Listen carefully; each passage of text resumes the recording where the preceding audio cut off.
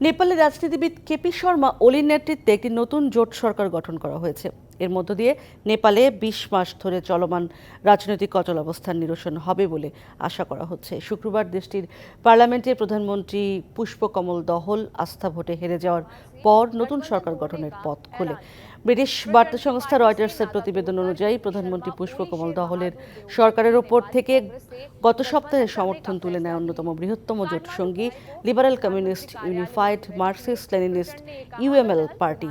দলটির নেতৃত্বে আছেন বর্তমান সরকার প্রধান কেপি শর্মা ওলি। পুষ্পকমল দহলের সামনে দুটি পথ খোলা ছিল তখন, সরকার প্রধানের পদ ছাড়া নয়তো পার্লামেন্টে নিজে সংখ্যাগরিষ্ঠতা প্রমাণ করা। পুষ্পকমল দ্বিতীয় বিকল্প বেছে নিয়ে ব্যর্থ হন। এদিকে কেপি শর্মা ওলি এর আগে দুবার নেপালের প্রধানমন্ত্রী ছিলেন। গত জুনের শেষের দিকে তিনি মধ্যপন্থী দল নেপালি কংগ্রেস এনসির সঙ্গে একটি চুক্তি করেন। এর ফলে পার্লামেন্টে এই জোটের সংখ্যাগরিষ্ঠতা অর্জনের পথ সুগম হয়। তখন থেকেই বোঝা যাচ্ছিল কেপি শর্মা ওলি নতুন সরকার গড়বেন। নগদের কাছে সব গ্রাহকই প্রিয়, তাই তো সারা দেশে ক্যাশ আউট চার্জ সবচেয়ে কম।